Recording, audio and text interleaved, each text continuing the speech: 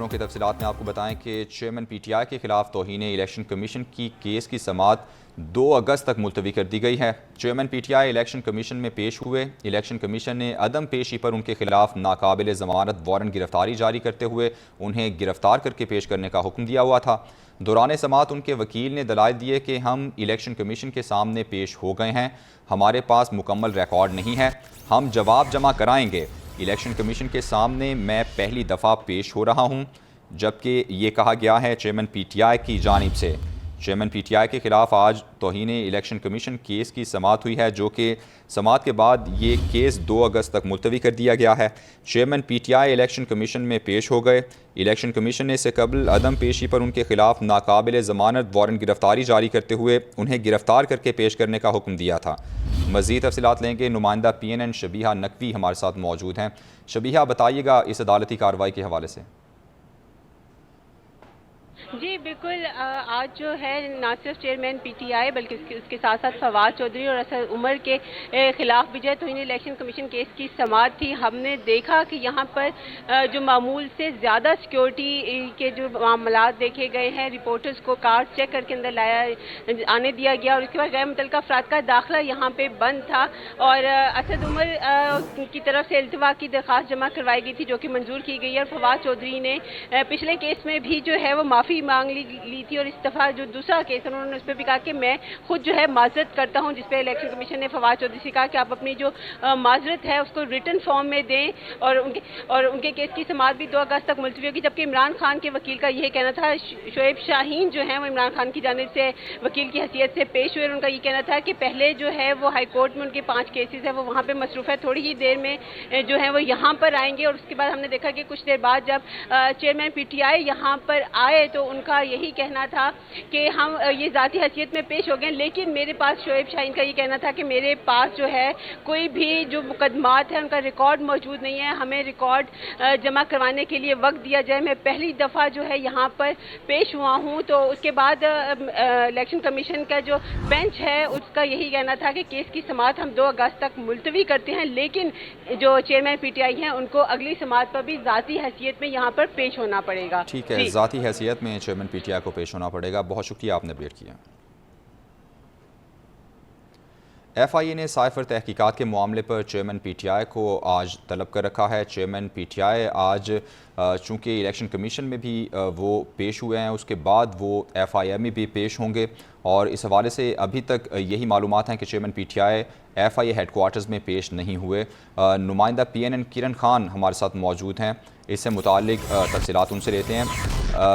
किरण हमारे साथ ही मौजूद होंगी। FIA ने साइफर तहकीकात के मामले पर तहरीक इंसाफ नोटिस में मुतालिका दस्तावेज़ात और शवाहिद भी साथ लाने की हिदायत की गई है, जबकि चेयरमैन PTI इलेक्शन कमीशन में समाअत के बाद FIA हेडक्वार्टर्स पेश होंगे।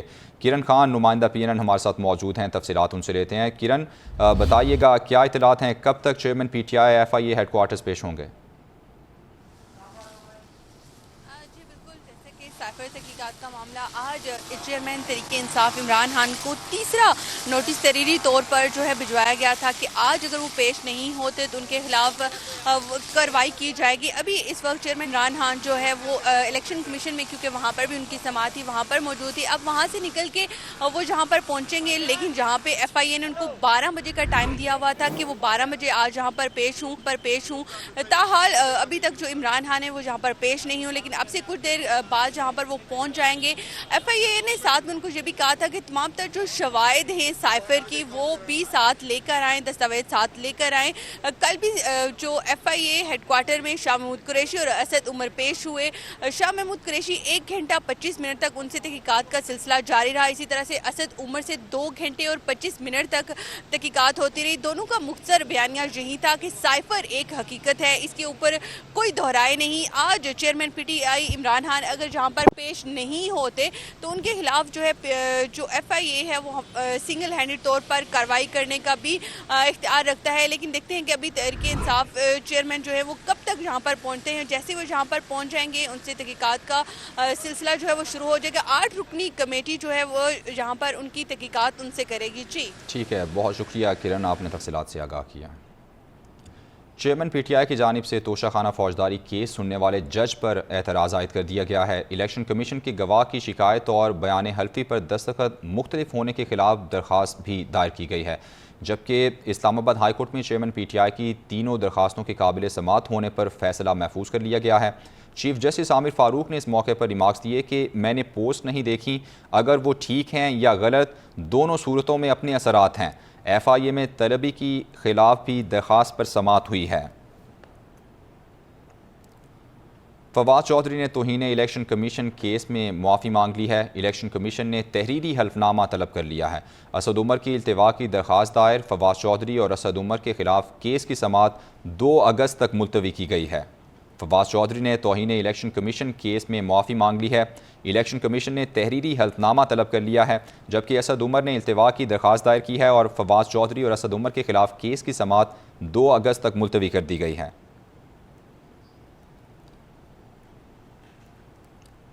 फवाद चौधरी ने तौहीन इलेक्शन कमीशन केस में मुआफ़ी मांग ली। आगे बढ़ें और आपको अपडेट करें। पाक अमरीका वज़राए ख़ारजा के दरमियान टेलीफोनिक राबता हुआ है, जिसमें अमन, सलामती और तरक्की के फ़रोग़ के लिए तामीरी राबते जारी रखने पर इत्तेफाक किया गया। अमरीकी वज़ीर ख़ारजा ने वाज़ेह किया कि पाकिस्तान की इक़्तिसादी तरक्की अमरीका की अव्वलीन तरजीह है। पाकिस्तान में मुआशी बहाली, खुशहाली के फ़रोग़ के लिए मुसलसल इस्लाहात हौसला अफ़ज़ा हैं। मज़ीद क्या बात की उन्होंने, उस हवाले से ये रिपोर्ट देखिए। वज़ीर ख़ारजा बिलावल भुट्टो ज़रदारी का अमरीकी हम मनसब एंटनी ब्लिंकन से टेलीफोनिक राबता, पाक अमरीका ताल्लुकात में मुस्बत पेशरफ्त का जायज़ा लिया। तर्जुमान अमरीकी महकमा ख़ारजा के मुताबिक अमरीकी वज़ीर ख़ारजा ने बिलावल भुट्टो को टेलीफोन करके मुफीद शिराकतदारी और पाकिस्तानी अवाम के साथ अमरीका के साबित कदम अज़्म को उजागर किया। एंटनी ब्लिंकन ने कहा कि अमरीका बज़रिया तकनीकी तरक्याती इक़दामात, मजबूत तिजारती सरमायाकारी ताल्लुकात के लिए पाकिस्तान से राबते जारी रखेगा। पाकिस्तान में मुआशी बहाली, खुशहाली के फ़रोग़ के लिए मुसलसल इस्लाहात हौसला अफजा हैं। पाकिस्तानी अवाम ने दहशतगर्द हमलों से बेपनाह नुकसान उठाया। अमरीका इंसदाद दहशतगर्दी के लिए पाकिस्तान के साथ शिराकतदारी जारी रखेगा। दोनों फरीकैन ने यूक्रेन रूस जंग के गैर मुस्तहकम असरात, पुरअमन और मुस्तहकम अफगानिस्तान में अमरीका और पाकिस्तान के मुश्तरका मफादात पर भी गुफ्तगू की। अमरीकी वज़ीर ख़ारजा ने पाकिस्तान के लिए बैनुल अक़वामी मालियाती फ़ंड प्रोग्राम की मंजूरी का खैर मकदम किया। तुर्किया के सदर रजब तैयब उर्दवान का अगस्त के पहले हफ्ते पाकिस्तान के दौरे का इम्कान है। दौरे पाकिस्तान में तुर्किया के सदर के हमरा एक वफ़द भी पाकिस्तान पहुँचेगा। ज़राए की जानिब से बताया गया है कि दौरे में तुर्क सदर की वज़ीर आज़म शहबाज शरीफ से मुलाकात होगी, जबकि दोनों ममालिक के माबैन बाहमी और दिफाई ताउन के फ़रोग़ पर मुफाहमती याददाश्तों पर दस्तखत भी किए जाएंगे। तुर्क वज़ीर ख़ारजा हुकाम फिदान वज़ीर ख़ारजा बिलावल भुट्टो से मुलाकात भी करेंगे। दौरे के दौरान तुर्किया के सदर की पाकिस्तानी हुकाम से मुलाकातें होंगी। ज़राए के मुताबिक तुर्क सदर और तुर्क बहरिया के हुकाम पाक बहरिया में शामिल होने वाले नए बहरी जहाज़ PNS तारिक की लॉन्चिंग भी करेंगे। वज़ीर आज़म शहबाज शरीफ ने डेनमार्क में कुरान पाक की बेहुरमती के वाक़े की शदीद अल्फाज में मज़म्मत की है। अपने ट्वीट में वज़ीर आज़म ने कहा कि वाक़े ने पूरी मुस्लिम दुनिया को शदीद गम और गुस्से से दोचार कर दिया है। हम पाकिस्तान में गहरे दर्द और तकलीफ़ में हैं। ऐसी नापाक जसारत का मकसद बैनुल मज़ाहिब ताल्लुकात को मजबूत करना, अमन और हम आहंगी को नुकसान पहुँचाना, मजहबी मुनाफरत और इस्लामोफोबिया को फ़रोग़ देना है। उन्होंने हुकूमतों और मजहबी रहनुमाओं से ऐसे मज़मूम वाक़यात को रोकने का मुतालबा किया। वज़ीर आज़म ने अपने ट्वीट में मज़ीद कहा कि हमें मुट्ठी भर गुमराह और शरीर लोगों को अरबों लोगों के जज्बात को ठेस नहीं पहुँचाने देंगे।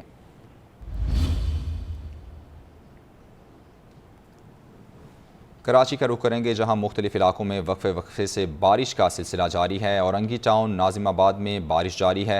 गुलशन इकबाल, बहादुराबाद, मोहम्मद अली सोसाइटी में भी हल्की बारिश हो रही है। इसी तरह PCSH और अतराफ़ में भी बारिश हो रही है। मज़ीद जानते हैं नुमाइंदा कराची लुबना मुमताज़ से। लुबना, बताइएगा कराची में मौसम की इस वक्त क्या सूरत हाल है?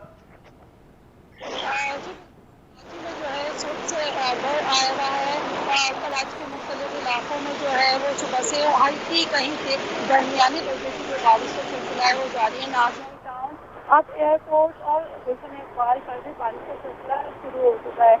बारिश ने जहाँ मौसम को जवार किया है, वहीं बारिश का पानी जो सड़कों पर जमा हो गया उससे शहरों को काफ़ी मुश्किलात का सामना करना पड़ा है।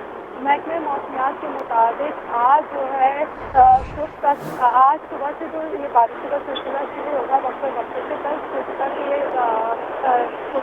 सिलसिला जारी रहेगा, जबकि मानसून हवाओं का जो एक नया सिस्टम है वो मुल्क के बेशतर शहरों में दाखिल हुआ है, जिसकी वजह से मुल्क के बेशतर शहरों में मज़ीद बारिशें होंगी, जबकि सिर्फ के जो इलाके हैं उनमें उमरकोट, जैसलमेर, लालकाना के जो मस्जिदी इलाके हैं उनमें तूफानी आने का भी खतरा है। कराची में जो है, ठीक है लुबना, बहुत शुक्रिया आपने देखी।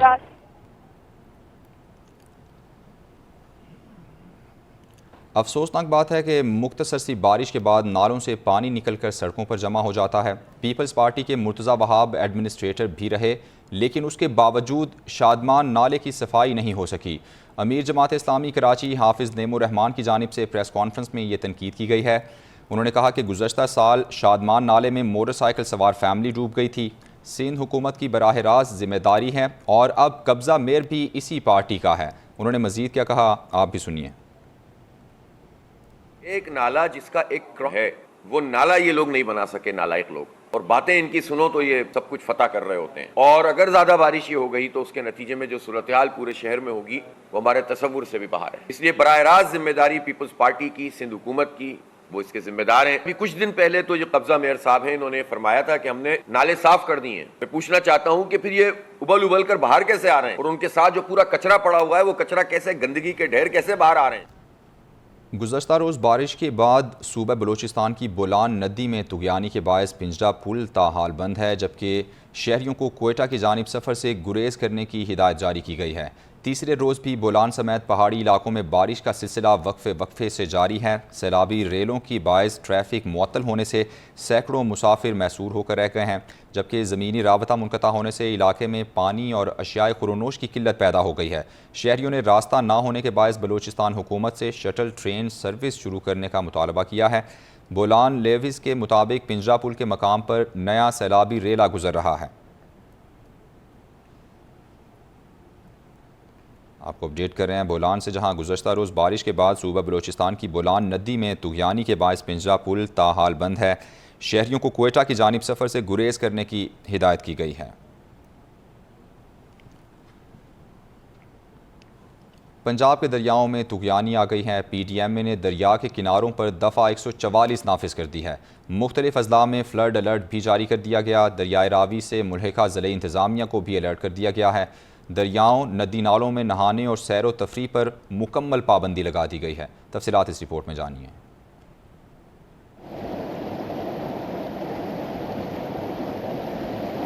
पंजाब के दरियाओं में पानी की सतह में मजीद इजाफा हो रहा है। दरियाए सिंध में तरबेला और कालाबाग के मकाम पर निचले दर्जे का सैलाब है, जबकि गुड्डू, नौशहरा, चश्मा और तौसा के मकाम पर दरमियाने दर्जे का सैलाब है। दरियाए रावी में हेड बलोकी में निचले दर्जे का सैलाब है। PDMA के मुताबिक सरगोधा, डेरा गाजी खान, बहावलपुर, भक्कर, लिया, मुजफ्फरगढ़, राजनपुर और रहीम यार खान के अजला में फ्लड अलर्ट जारी कर दिया गया है।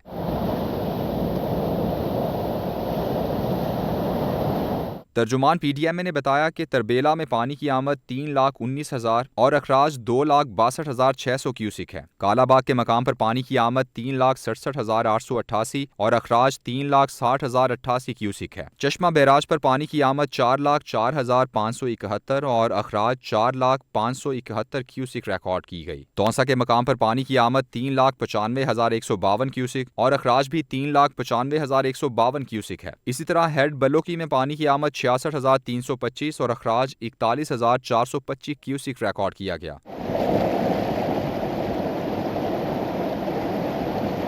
तर्जुमान PDMA के मुताबिक मुमकिना सैलाबी सूरत हाल से निमटने के लिए इंतजामिया को अलर्ट रहने की हिदायत दी गई हैं। दरियाओं के अतराफ में दफ़ा 144 नाफिज करके दरियाओं, नदी नालों में नहाने और सैर व तफरी पर मुकम्मल पाबंदी आयद कर दी गई है।